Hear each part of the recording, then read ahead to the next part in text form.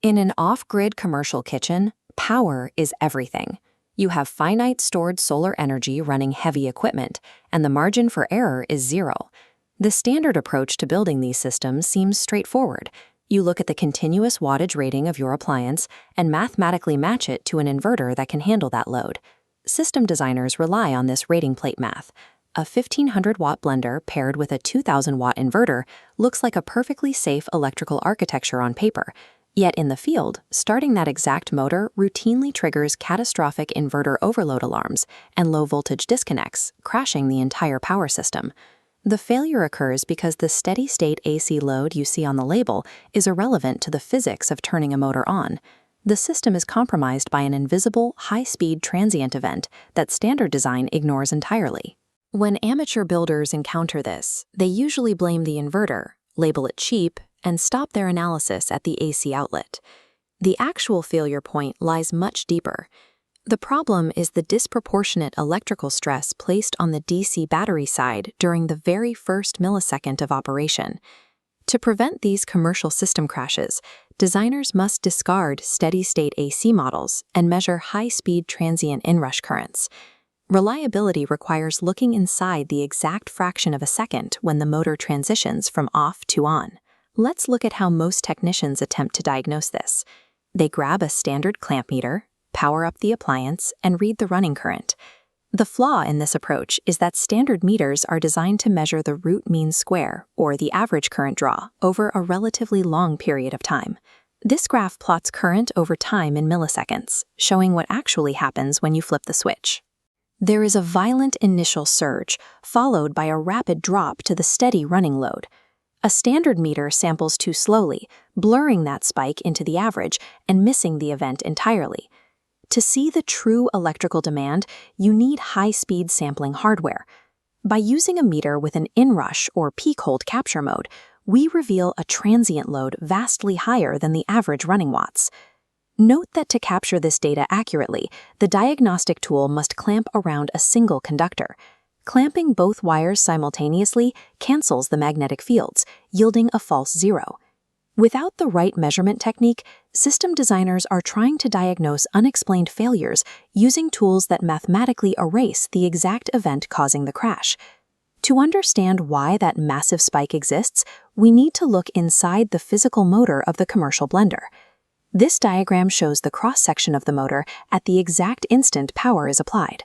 At time zero, the rotor is completely stationary. Electric motors generate a counterforce called back electromotive force, or back EMF, as they spin. Because there is 0 RPM at startup, there is 0 back EMF to oppose the incoming electrical flow. With almost zero physical resistance in the circuit, the unrestricted current creates an instantaneous, violent surge of electrical demand. As the physical rotor finally begins to spin and accelerate toward operating speed, the back EMF grows proportionally. It pushes back against the incoming flow, shrinking the current down to the appliance's rated running load. The immediate threat to an off-grid inverter is not the appliance's total sustained workload. The true danger is the massive, unrestricted electrical void that exists right before the physical parts begin to move. We now know the size of the AC surge, but the analysis cannot stop there. We have to follow that transient spike backward, through the inverter, and down into the DC battery architecture. This mathematical visualization defines the precise relationship between AC demand and battery stress. Battery current equals AC power divided by battery voltage times inverter efficiency. The inverter's AC side MOSFET components might easily survive the brief power surge of the blender. But this formula dictates how aggressively that same surge is extracted from the DC battery side. The math reveals a strict inverse relationship. When the battery voltage is lower, the required current must multiply heavily to deliver the exact same transient power. On a 12-volt system, the battery current skyrockets far beyond a 48-volt setup. A 12-volt architecture acts as a massive current multiplier.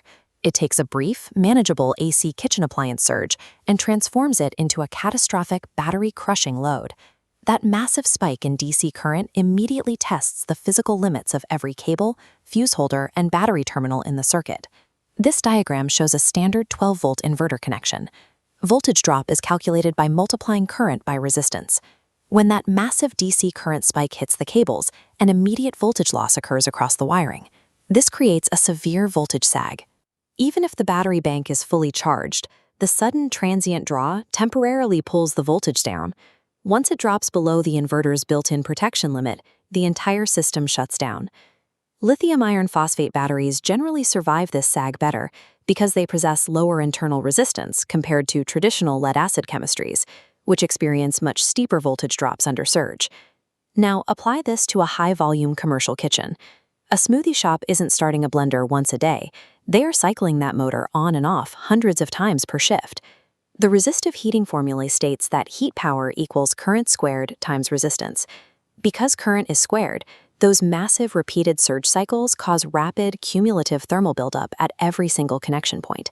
These high-speed transients create relentless thermal fatigue that slowly melts terminals, degrades insulation, and physically destroys hardware over time.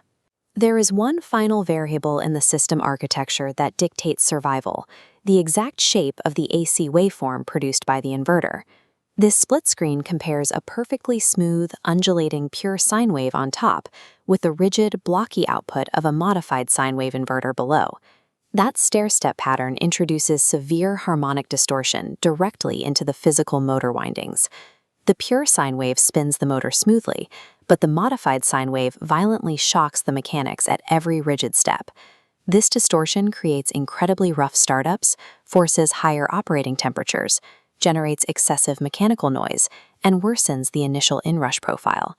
Utilizing a modified sine wave inverter for commercial motor loads fundamentally degrades the internal mechanics of the appliance. Let's look at a fully optimized off-grid architecture, mapping the flow from the motor down to the battery cells. Sizing this system based on the steady-state running watts printed on a rating plate completely ignores the violent physics of electrical initiation. Successful design anticipates maximum AC inrush current, mathematically calculating the resulting DC battery spike. To survive this, engineers deploy 48-volt architectures to minimize DC amplification, utilize oversized cabling to prevent heating, and mandate pure sine inverters to protect mechanics. A reliable commercial off-grid system is built by designing for the most violent worst-case millisecond rather than the peaceful average minute. In busy mobile food trucks, smoothie bars, and off-grid kitchens, consistent power is the absolute foundation of the business. Assumption is the enemy of reliability. Proper design dictates discarding generic labels and using fast sampling measurement tools to capture actual peak electrical reality. Dealing with massive transient loads requires exact cable sizing and proper circuit protection. Always consult qualified professionals, because undersized wiring under heavy surge is an immediate fire hazard. Reliable engineering requires an understanding of the invisible, violent forces hiding in the fractions of a second between off and on.